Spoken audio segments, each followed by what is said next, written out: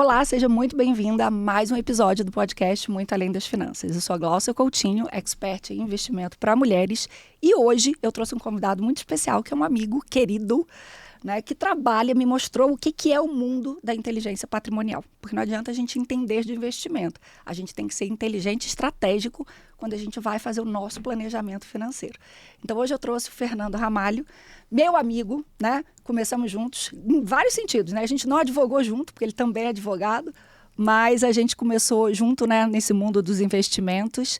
E ele foi a pessoa que me ensinou muito sobre gestão de risco e sobre inteligência patrimonial. Então não podia ser diferente. O primeiro homem aqui no podcast, eu acho que ele não sabia disso. Não sabia. A gente só traz mulheres, né? Mas eu falei, não, ele para mim é a sumidade nesse tema. E eu falei, eu quero trazer para vocês com quem eu aprendi, né? Da fonte.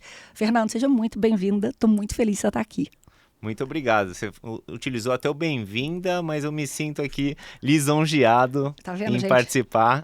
Advogado Tem que falar, né? Pega no português, né? É porque eu tô tão acostumada, né? Seja bem-vinda, né? Exato, dou desconto por ser o primeiro homem, mas mais uma vez, muito obrigado. É um prazer inenarrável estar aqui na presença. Só assim para eu te ver, né? Só assim. Nessa vida louca, São Paulo, e trabalhando muito com filho pequeno, não tem jeito. Então, assim, gente, só para trazer aqui, né? O Fernando é head de inteligência patrimonial. A gente vai falar um pouquinho sobre o que é isso, né? Foi o que eu aprendi em relação ao seguro. E a gente fala muito sobre gestão de risco, né? Não adianta a gente investir, todo o resto da nossa vida tá descoberto, né? Tá aberto e a gente fala, tá legal, tenho dinheiro, consegui fazer ele render, ele tá com uma rentabilidade boa, minha carteira tá excelente, acontece qualquer coisa, a gente come aquele patrimônio para resolver um problema mais grave, né? Então, eu queria começar com uma dúvida, que é o que as pessoas chegam para mim com essa dúvida. E eu lembro sempre de você, porque você sempre falava isso, né? Que é, Glaucia, por onde eu começo a investir? E aí todo mundo sempre fala, né? Começa a investir pela reserva de emergência, o dinheiro que você vai precisar ter mais liquidez e tarará, tarará. Ok, mas se a gente for olhar para um planejamento financeiro integral, não dá para a gente falar começa a investir pela reserva financeira, né? Pela reserva de emergência. Porque quando a gente olha e fala assim, tá, se eu não tenho absolutamente nada, se acontecer alguma coisa comigo, como é que eu me protejo aqui? E aí as pessoas ficam muito naquela, não, mas eu não tenho... Era o meu caso, né? Eu não tenho dependente, graças a Deus todo mundo que está em volta de mim tem condição financeira de se bancar. Se eu morrer, aí você falou, tá, e se você viver? Como é que fica essa questão? Porque eu sempre falo, gente, antes de começar a fazer reserva de emergência, como é que a sua saúde, a sua vida está protegida? E ali foi o primeiro ponto que você trouxe, falou, Glaucia, olha isso. Então, assim... Antes de fazer reserva de emergência, o que a gente olha para uma pessoa?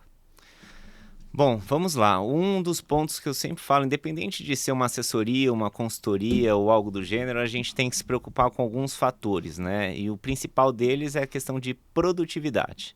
Por mais que seja a melhor consultora do mundo, a melhor assessor de investimentos, o melhor advogado e por aí vai, nós não temos como garantir o futuro. Uhum. E por mais que renda 0 ponto, 1 ponto, 2 ponto, 3 ponto alguma coisa ao mês, nós temos que, o bem maior, digamos assim, é nós gerarmos receita. Então, muita gente quando fala na parte de inteligência patrimonial, gestão de risco, eu evito falar a parte seguro com um único propósito, né? Infelizmente, hoje, os bancões, abre aspas, mancharam esse tipo de produto. Uhum. Porque antigamente, né, a gente ia pagar uma conta no banco, então a gente levava lá uma conta, era ofertado uma previdência... O título de capitalização e um seguro para me ajudar, né? Exatamente. Que era a me frase, ajudar. né? Não é para você, é para me ajudar. Exato. Então, quando a gente olha para esse cenário, óbvio, né, que parece muito simples. Cota para mim? Eu falo, não, eu tenho que entender como é a sua vida financeira, como é a sua vida pessoal, profissional e por aí vai, foi fato que você fez comigo também tempo, né? Eu te ensinei na parte de gestão de risco, você me ensinou a guardar dinheiro, né? Sim, a multiplicar, guardar não. É porque guardar, a gente guarda, ele não rende, né, Fernando? Tipo, salvar um pedaço para fazer ele render. Sim, verdade. Exato. A gente fez uma troca. Por mais que a gente não tenha encontros semanais, você está presente indiretamente toda semana nos meus discursos, reuniões De e por aí casa, vai. tá bom. Gente, eu atendi o Fernando e a esposa, assim, apesar de a gente trabalhar muito com mulher, né? Eu falei, cara, eu preciso ajudar ali, porque assim, o discurso, né? Era, minha mulher gasta muito, né? Também gastava, mas ele também gastava, né? A gente descobriu que ele também gastava. Com certeza eu era o pior ali, né? E não sabia. E não sabia, inconsciente, total, é legal. Exato. Isso é o legal, né? Da gente descobrir. Gente, marquem uma reunião com a Gláucia. Ela transforma a vida, é verdade isso. Vamos lá. Então, assim, quando você fala de entender a vida da pessoa, é entender para você medir, né? Tipo assim, faz algum esporte de risco, né? Tem alguma doença, precisa olhar com alguma... Tem filho, tem alguém que dependa financeiramente. Tem muita coisa que a gente precisa saber antes de cotar um seguro. E não vamos muito além, né? Acho que um exemplo besta, hoje no Brasil, basicamente, todo mundo adora comprar carro, né? Vamos pegar esse exemplo. Sim. A gente vai na concessionária, a gente compra um carro e a nossa maior preocupação é simplesmente não tirar esse carro da concessionária sem seguro. Sem seguro. Uhum. Só que olha como nós somos, nós não pensamos de fato, né? Porque por mais que o carro valha, sei lá, seus 200, 300, 400, 500 mil reais, ele não resolve a sua vida financeira. Então por isso que a gente identificando quanto que essa pessoa ganha, por quê? Se nós sofrermos um acidente desse carro, um simples arranhão, o valor da franquia vai ser superior. Então a gente vai levar no funileiro de confiança, pintar o para-choque, tá tudo bem. Quando nós vamos acionar esse seguro?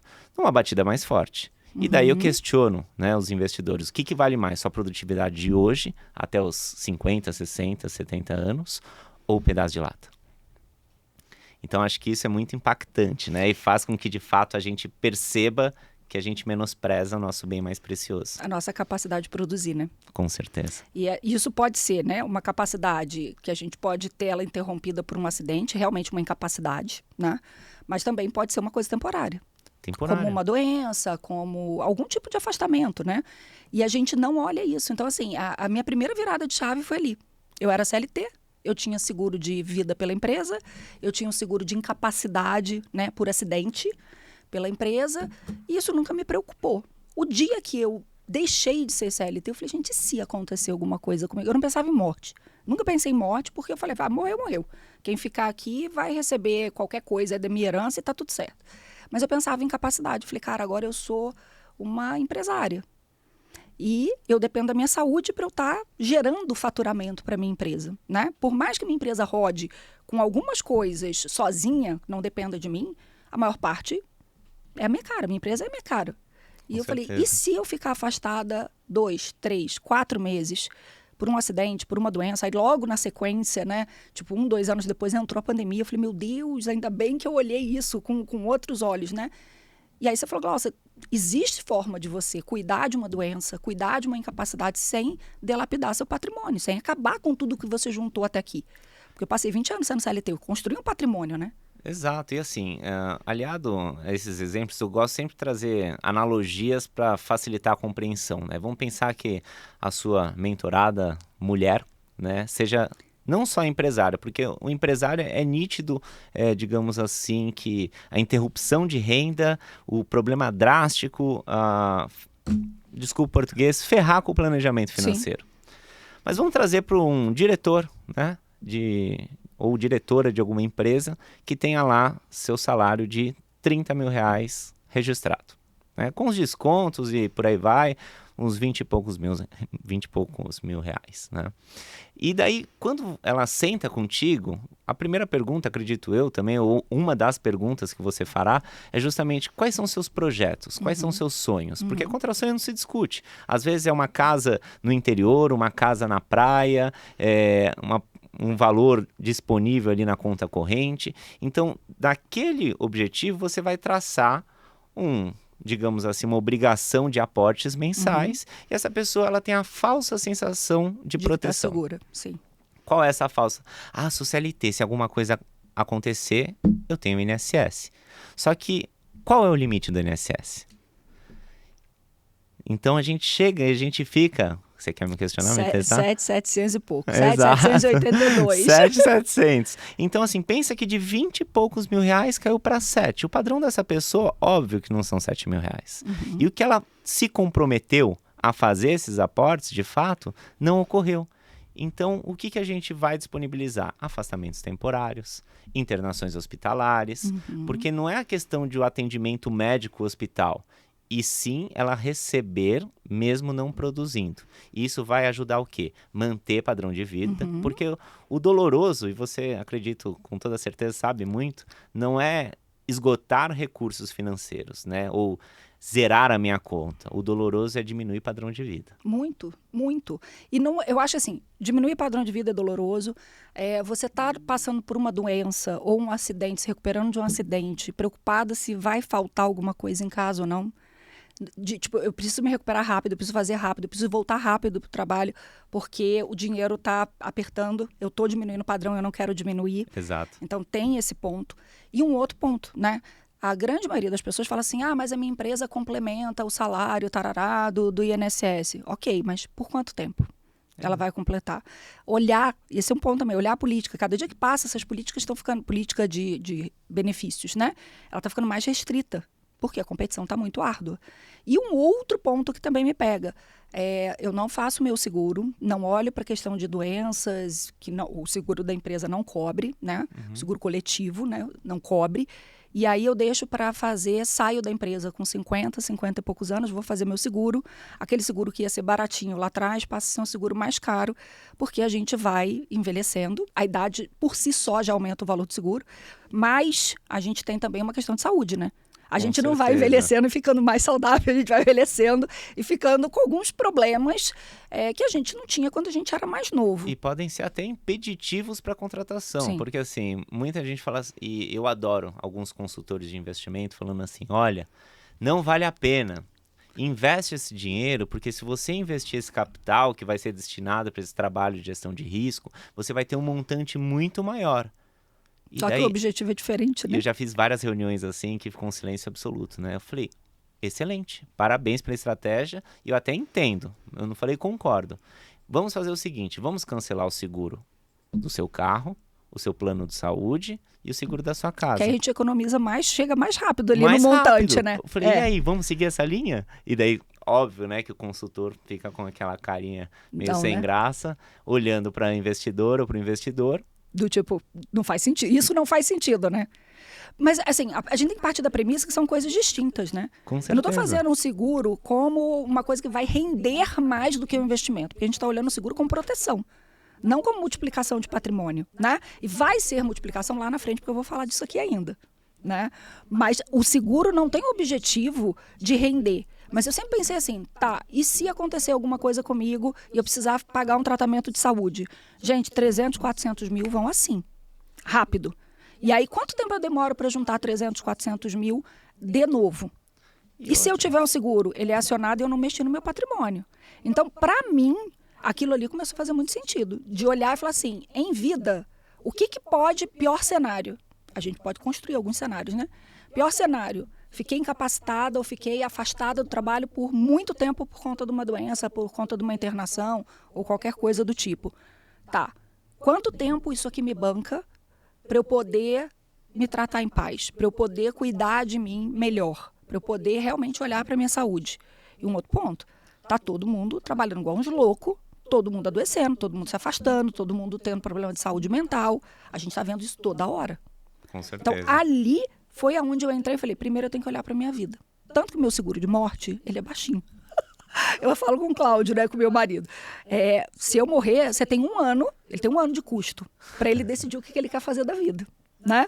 E o que tiver de patrimônio, ele vai herdar isso. Mas assim, ele não vai receber uma bolada de seguro de morte, porque minha preocupação não é a minha morte, minha preocupação é, efetivamente, eu não ser capaz de produzir, eu não ser capaz de cuidar de mim, da minha saúde, de faltar alguma coisa. Exato. E assumir o papel de protagonista. Quem tem que decidir como a gente quer cuidar uma doença, como a gente quer envelhecer, como a gente quer efetivamente lidar com as nossas escolhas, somos nós. Não é deixar para o governo dizer quanto que a gente vai receber se a gente sofrer um acidente. O INSS vai lá me pagar. Vai que eles mudam esse valor também, que já é pouco, e vira menos ainda. E até fazendo um gancho dessa parte, né, de produtividade e tudo mais, os casais têm que entender que tendo filho ou não tendo filho, dependentes ou não financeiros, a gente está falando de um primeiro estágio que é a produtividade, depois a gente vai falar de economia sucessória, tá? Sim. Mas dessa parte de produtividade, o casal, vamos supor que seja o pilar financeiro a mulher ou o homem, tá? Vamos colocar aqui a mulher como pilar financeiro e o homem cuidando da casa, perfeito? Daí eles falam, mas o homem não gera nada de receita, então ele não precisa ter uma proteção. Muito pelo contrário, porque se essa pessoa tiver algum problema de saúde, né, e a gente, mas ele tem plano. Muitos eventos não são cobertos pelo plano de saúde.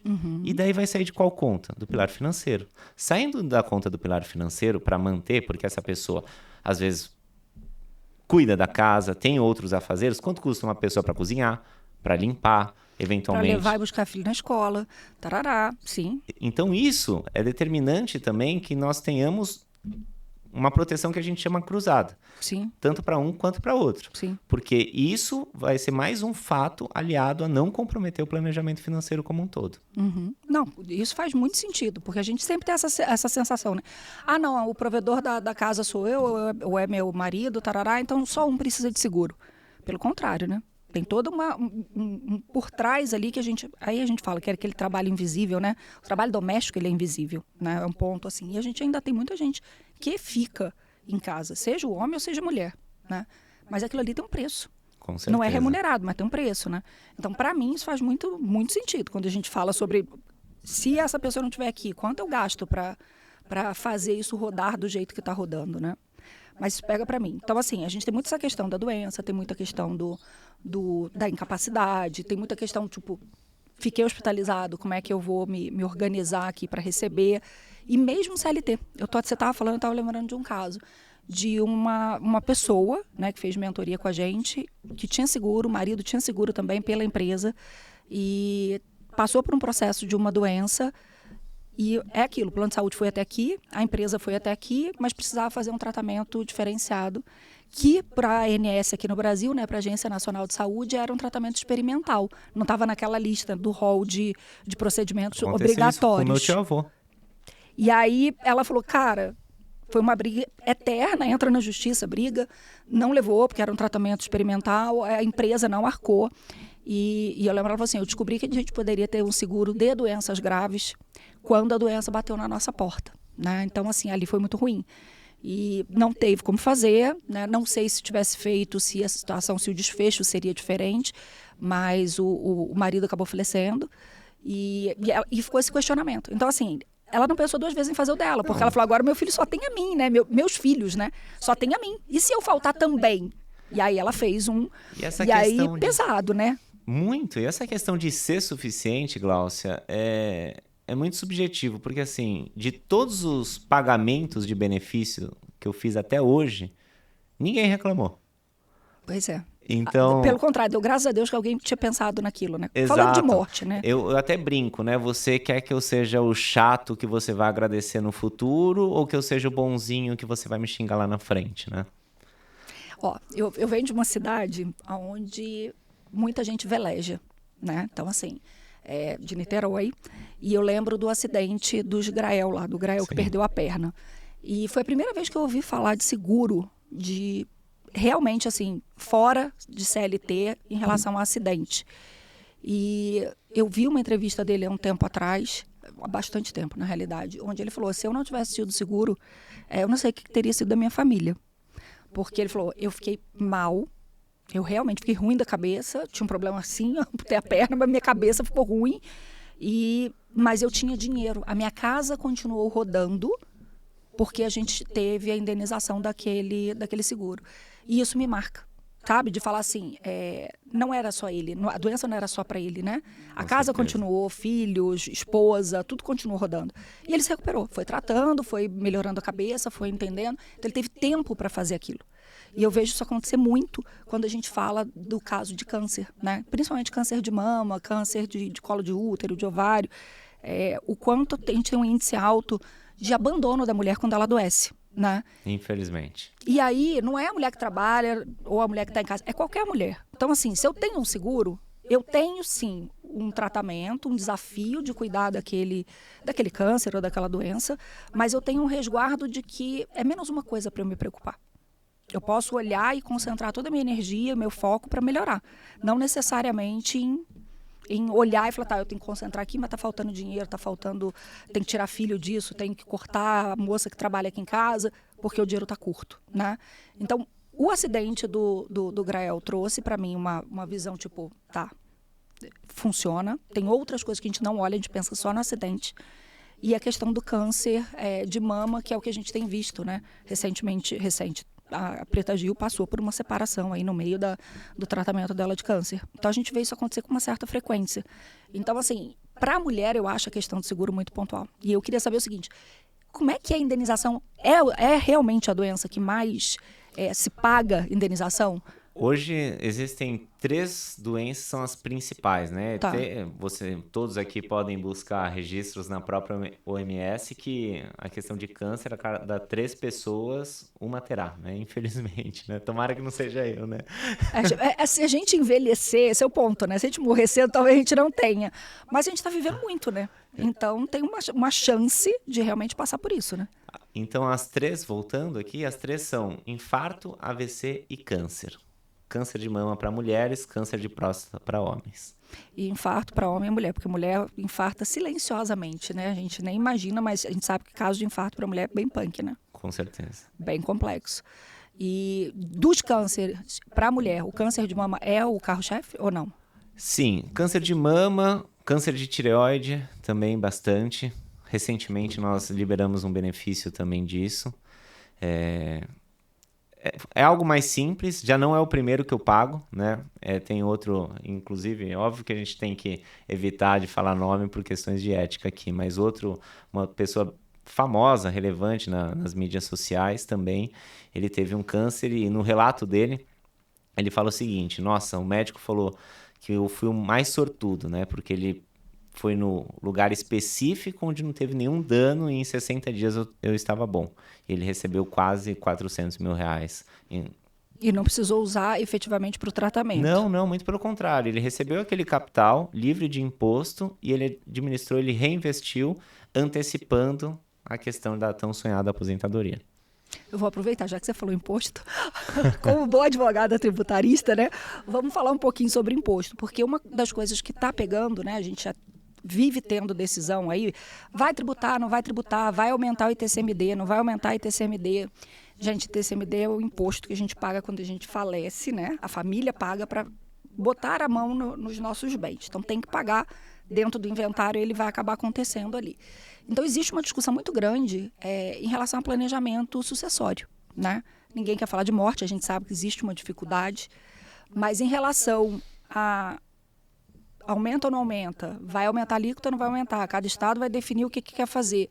Quando a gente fala de um seguro por morte, ele volta para o beneficiário, né? Quando tem o falecimento do titular, ele volta para o beneficiário como indenização. Não é isso? Vamos lá. Esse tema eu vou me alongar um pouquinho aqui para falar sobre. Basicamente, hoje no Brasil, eu digo que nós temos 4 opções, né? A primeira, não tão inteligente, que é não fazer nada. Não fazendo que é uma opção, né? As pessoas acham assim, não, mas eu não fiz nada. É uma opção, você escolheu não fazer nada. Alguém vai ter que lidar com essa sua escolha, seus herdeiros, né? Então, o que a gente tem que ter claro, gente, é que todos os nossos patrimônios, seja líquido, imobilizado, eles são bloqueados e os herdeiros legais precisam dispor de 4% a 8%. Por enquanto. Porque o ITCMD está para aumentar. Exato. Então, por enquanto, de 4% a 8%. No Rio, eles já sofrem desses, digamos assim, desses 8% já há um tempo já, né? Aqui em São Paulo, nós temos a menor alíquota de 4%, mas a gente já entra nessa parte de reforma tributária.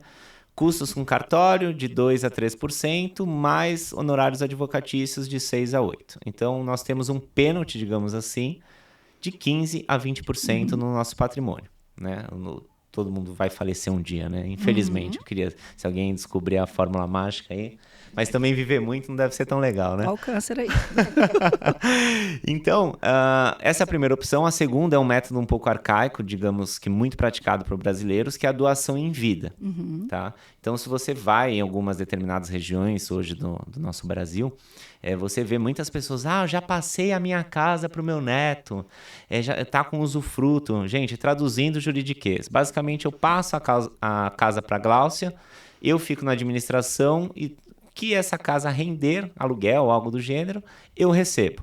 No dia que eu falecer, basicamente essa cláusula de usufruto deixa de existir, a casa é 100% dela. Mas eu pago o mesmo ITCMD. Mais uma vez, eu sei que eu estou sendo redundante, mas imposto de transmissão, causa mortes e doação. Então, financeiramente, a gente não tem nem... benefício, né? Benefício. Eu só paguei em vida. Eu Exato. antecipei. Só que assim, o advogado, né? Esse é o nosso advogado. mal. A gente tem que alertar de todos os pontos. E eu tive um cliente no Mato Grosso e pensa de colocar uns 3, 6, 9 dígitos assim de basicamente de patrimônio. O pai antecipou as fazendas, propriedades, tudo para o nome do filho. Tá. E o filho sofreu um acidente fatal atravessando uma ponte. E assim, ele pagou todos os impostos. Eu não estou falando da dor do filho, tá, gente? A gente está falando hoje de planejamento financeiro. Mas ele antecipou todo esse patrimônio e ele teve que retomar. Porque também, quando não tem descendentes, o patrimônio volta para os ascendentes. Sim, para os pais. Então, digamos que a gente tem alguns riscos financeiros, jurídicos e de coisas da vida, né? Eu vou além, já que você falou, né? Aí vamos supor que esse filho fosse casado com comunhão total ou comunhão parcial. E não tivesse uma cláusula lá bonitinho na doação dizendo, olha, em caso, ou no acordo pré-nupcial dizendo, olha, não se mistura, tá abrindo mão, tarará. Pode ser que todos aqueles bens daquele pai fossem divididos com a pessoa, com a herdeira. Pulverizando, assim, a gente não só comunhão total, parcial e no separação total, poucas pessoas, sabem disso, né? Na verdade, quando a gente está em separação total, uma coisa é separar em vida, outra coisa é separar em morte. Sucessão. Que ele vai concorrer como herdeiro legal. Porque a gente está falando de sucessão, a gente não está falando de... Não é um regime de casamento, né, gente? É um regime de sucessão, que é separado. Então, quando você falou desse caso, ainda poderia ter um problema ali realmente na sucessão dos bens desse seu cliente, do pai, né? Vamos dizer assim. E você aí falou que eram 4, qual é o quarto? Eu vou pro terceiro ainda. Pro terceiro, tá. O primeiro foi não fazer nada, o segundo doar, tá. O terceiro são os serviços jurídicos, basicamente testamentos ou holdings, tá? Onde nós vamos criar um CNPJ, né? Vamos desmistificar isso daqui, trazer... Eu brinco com os assessores hoje do nosso time, que vamos trazer pro brasileiro, né? Coisa que o nosso presidente faz muito bem, e sem defender ninguém, porque eu também não sou muito fã, mas vamos lá. Basicamente, a gente abre um CNPJ e transporta o patrimônio de pessoa física para pessoa jurídica. Com questão de imobilizado, né, casa, terreno, apartamento, a depender, nós temos bastante eficiência na parte de transmissão e proteção, não é blindagem, tá? Proteção no sentido, se morrer, essas cotas vão para quem? Então, já está definido, né? Eu consigo organizar a distribuição desse patrimônio. E dar uma transparência para evitar que depois os herdeiros briguem ou discutam qualquer coisa. Exato. Então, daí, só que assim, a gente tem uma linha muito tênue, tá? Porque se nós inserirmos recursos financeiros dentro de uma PJ, você como especialista também, sabe que LCI, LCA, CRI, CRA, debênture incentivado, onde nós somos isentos em pessoa física. Na PJ não tem como. Exato. Então, não que a gente deixe de ganhar, né? A gente restringe, né? Restringe o crescimento do nosso patrimônio, então não vejo como tão inteligente. Seria mais inteligente se fosse uma patrimonial, uma holding patrimonial. Realmente de imobilizado, quando a gente tem imóveis. Exato. Que é a cultura do brasileiro, né? A gente compra 1, 2, 3 e a gente vai só aumentando. O brasileiro ama crédito, né? A gente vai só aumentando, né? E aí depois a gente não entende por que a gente está com 79% do povo brasileiro, da população, tipo, endividada. Aí o pessoal fala assim, eu tô fora, não tô endividado. Eu falei, gente... dívida é uma coisa, né? A gente tá lá com dívida, inadimplência é outra. Você pode não estar atrasado com a tua dívida, você está pagando todo mês. Mas alguma coisa você tem. Usando crédito. A gente foi educado, né? A construir a nossa vida através de financiamento imobiliário, financiar o carro, pagar parcelado no cartão de crédito, quantas vezes possíveis, né? Exato. Então, daí vira uma bola de neve. É um ponto. Então, assim, para dinheiro em si, se for dinheiro líquido, a gente tem uma restrição se a gente vai para holding, né? Exato. Tá. E a quarta e última opção, basicamente, são ferramentas do mercado financeiro, né? Sejam previdências privadas, fundos exclusivos ou até o Whole Life, que é basicamente um seguro de vida que tem um prazo pré-determinado. Vamos passar de uma forma bem rápida, tá? Fundos exclusivos nós tivemos, eu não vou entrar muito no mérito, mas muitas taxações, digamos assim, e são para clientes acima de por volta de 10 a 15 milhões, onde ele se torna sustentável, tá?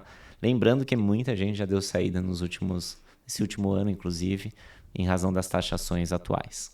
Segunda opção, previdência privada, tá? Previdência, gente, nós temos 2 objetivos com ela. E não sei se a Glaucia vai concordar, a aposentadoria não sei se é a mais fantástica, tá? Qual que é o PGBL, digamos assim, para as pessoas que fazem contribuições, né, com o próprio INSS, declaração completa, nós temos até 12% do abatimento no ano subsequente. Então, o mês de dezembro bomba, né, de gente entrando. Então, se eu tiver retenção, né? Porque às vezes as pessoas me procuram para fazer PGBL e são, teoricamente, empresários. Recebem dividendos isento de IR. Eu falo, olha... Então esquece. Não vai resolver sua vida. Você tem que ter retenção de imposto de renda para você poder se beneficiar de uma previdência PGBL e no ano seguinte você conseguir ou pagar menos imposto ou restituir um pouco mais, né? Exatamente. Mas realmente, novembro e dezembro, para quem é CLT, né? A gente recebe bastante, porque geralmente é 13º, aí todo mundo corre para poder fazer. Então, tem um ponto, previdência para aposentadoria. Eu falo que tem algumas vantagens, mas não para você receber renda. Exato. Mas para você acumular, se é um de longo prazo, eu acho que vale. Então, dentro dos limites, né, dos 12%, eu acho super válido e, né, a velha máxima, né, não colocar todos os ovos na mesma cesta, diversificação. Isso. Então, são outros fatores que a Previdência é um produto, se posso chamar assim, complementar e não exclusivo. Sim. E nem, digamos assim, dispensável. Sim, né? Sim. E tem o VGBL, que basicamente muita gente usa para fins sucessórios. Tá. Só que eu quero trazer um exemplo aqui hoje. Vamos pensar de uma investidora, né, mentorada da Glaucia, que ela conseguiu acumular 10 milhões de reais. Uhum. E ela tem basicamente a opção de deixar em previdência privada ou outras estratégias, tá? Primeiro ponto. Aí vem a inteligência, gente, patrimonial. É entender qual dessas 4, né, faz sentido. E aí, esse é um ponto. Parar e falar assim, tá, eu faço isso ou faço aquilo? Quais são as opções para uma pessoa que fez uma mentoria e saiba que existe, tipo, tem opção, qual a opção? Aí você vai trazer opção.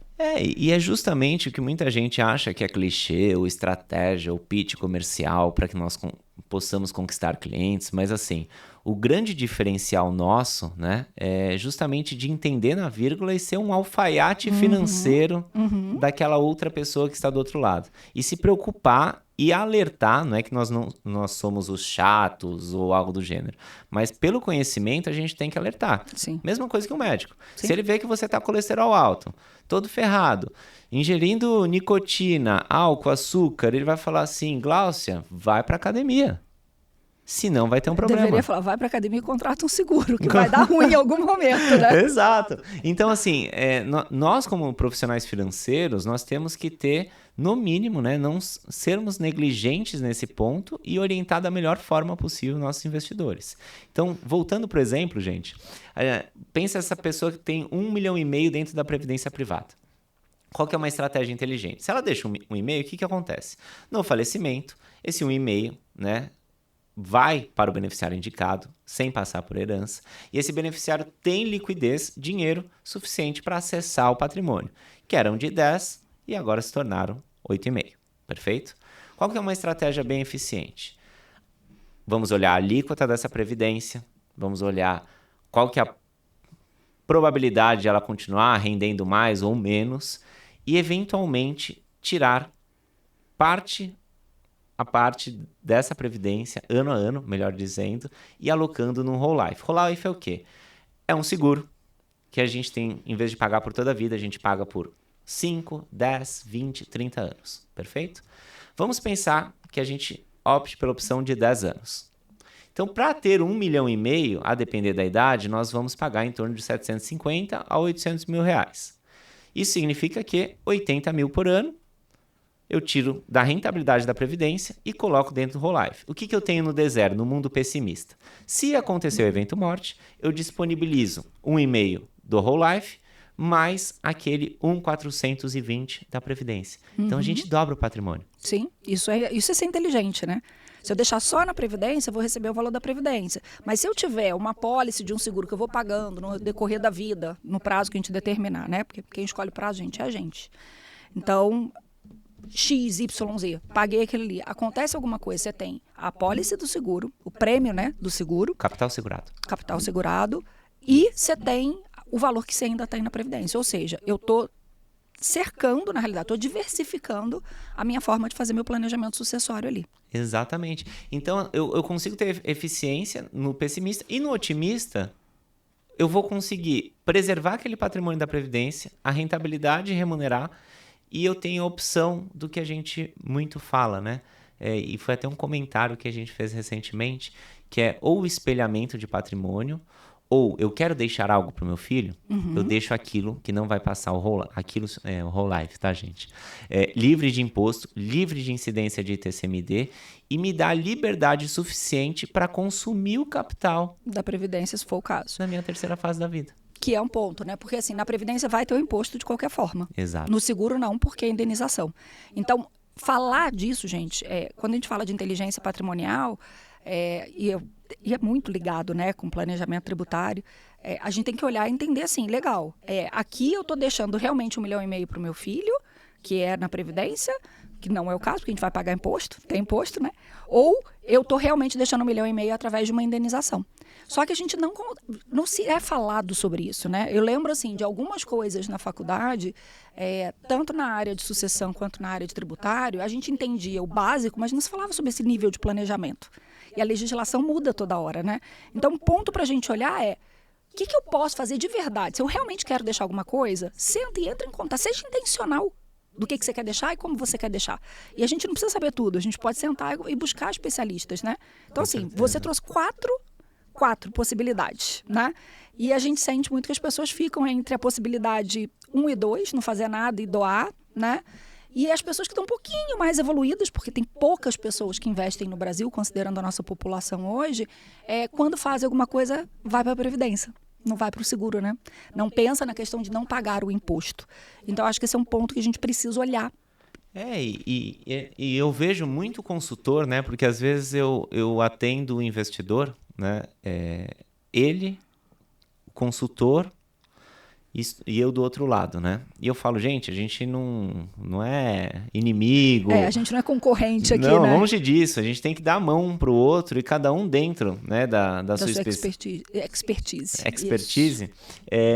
Dar o palpite necessário para que a gente seja eficiente, porque o que eu busco é basicamente longevidade, né, na minha profissão. Então, eu sou o mais detalhista possível, justamente para essa pessoa ficar satisfeita e a partir dali eu atender amigos, familiares e por aí vai.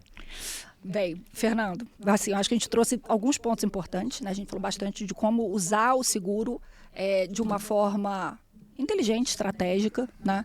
Mas eu preciso, de verdade, assim, te agradecer. Queria pontuar, porque assim, não é todo mundo que fala assim. Às vezes a gente senta para conversar sobre seguro, mas não tem todo o background do direito, né? Do que é uma sucessão, do que é um regime de casamento, o que é sucessão, o que tem imposto, o que não tem. Então, assim, é muito legal a gente falar de seguro, nós dois, porque você entende aonde minha cabeça vai, né? Tipo assim, tá, mas e se tiver imposto aqui? E se tiver, na realidade, a gente conversa sem falar, né? Porque assim, ele já sabe o que eu vou perguntar em relação à tributação, né? Ou em relação à sucessão. Então, assim, quando a gente fala de seguro de vida, de vida ou em vida, né, por conta das doenças que a gente trouxe aqui, ele é uma forma de se planejar tanto financeiramente como sucessoriamente. Então, eu tenho planejamento para lidar com as coisas em vida, mas também lidar ou deixar as coisas resolvidas. Porque, assim, quando a gente falece, né, e a gente vai olhar lá para frente, a gente fala assim, tá, isso não é problema meu, né? Às vezes a gente simplesmente desfaz uma família, né? Que às vezes ia super bem, e que começa a discutir, às vezes, por besteira, porque a gente não se planejou adequadamente para deixar aquilo resolvido, né? Então, assim, às vezes é difícil a gente fazer essa conversa quando a gente está falando de sucessão, né? Com os nossos pais, ou a gente pensar nessa conversa com os nossos filhos. Mas se a gente lidar do ponto de vista jurídico e trouxer um especialista, fica mais fácil para a gente fazer sei lá, entrar nesse assunto e deixar as coisas mais organizadas. Com certeza. Né? E eu acredito, gente, que isso não isso serve, tá? É totalmente adaptável, tanto para o que ganha muito pouco, para o que ganha muito. Porque muitas pessoas falam, isso não é para mim, eu não tenho recursos financeiros suficientes, como também temos aqueles investidores, eu já estou resolvido financeiramente. É aí que a gente tem que ter um grande ponto de atenção, porque quanto maior patrimônio, maior impacto também. Não, e um ponto, né? Eu acho que a questão do seguro bate muito com a questão do investimento, né? A gente acha que a gente precisa ter muito dinheiro para a gente se proteger, se planejar, se organizar. E, na realidade, a gente precisa fazer isso, criar cultura, que no Brasil não tem, e lá fora tem, de que a gente precisa olhar a nossa saúde, a nossa vida, a nossa capacidade produtiva como nosso maior bem. E não é porque, eu não tenho nada, então quando eu tiver eu vou fazer. Quando você tiver fica mais caro, gente, porque a gente está mais velho, né? Exato. Então é um ponto. E acredito que vale também a consideração, basicamente os advisors nos Estados Unidos, eles assinam um termo, ou melhor, os investidores têm que assinar um termo que eles tiveram ciência desse tipo de planejamento. E não querem fazer. Eles abrem mão. Porque depois, sei lá, acontece alguma coisa com aquele cliente, a família vem questionar por que você não propôs ou não ofereceu um seguro de vida, né? Exato. Aí ele fala, não, eu ofereci, seu marido, sua esposa que não quis fazer. Né? Então, porque lá tudo é processado, né? Tudo. Então, teoricamente, a gente tem que se resguardar, o advisor se resguarda, mostrando que foi uma negativa do... Mas assim, é difícil ter, porque eles têm a cultura já do seguro lá, né? Países de primeiro mundo basicamente tem. Então, o que a gente tem que fazer é copiar, né? Já tem o Chacrinha, né? Modelar, a gente modela. Modela. Porque agora, se não de copiar é muito feio, a gente modela, né? Fernando, obrigada, de verdade. Eu que agradeço. Eu acho que tem muita informação, muita coisa, né, sobre seguro, mas às vezes a gente fala assim, eu vejo tanta coisa na internet, né, de matéria, de reportagem e tal, você fala assim, nada melhor do que beber na fonte, sentar e conversar com um especialista, né? Então, assim, obrigado de verdade, foi um prazer ter você aqui. Tenho certeza que a gente vai voltar, foi o primeiro, mas vai voltar várias vezes aqui. Será um prazer. Mudou a legislação, você vai ver, porque a gente precisa entender o que muda, né? E o que a gente tem novo, porque eu acho que a gente sempre tem novos produtos, novas possibilidades de olhar para a nossa vida de uma forma diferente e mais segura, né? Com certeza. Fechado? E eu fico aberto ao próximo convite para a gente falar dessa reforma tributária. Eu espero que não demore muito, porque eu só consigo conversar com ele assim, gente. É mensagem correndo, às vezes no Instagram, no WhatsApp. Eu falei, eu acho que eu vou convidar ele para ir lá e aí a gente atualiza as coisas, né? Os assuntos antes e depois do podcast. É isso. Obrigada. Eu que agradeço. Espero que vocês tenham gostado. A gente volta muito em breve com mais um episódio do Muito Além das Finanças. Tchau, tchau.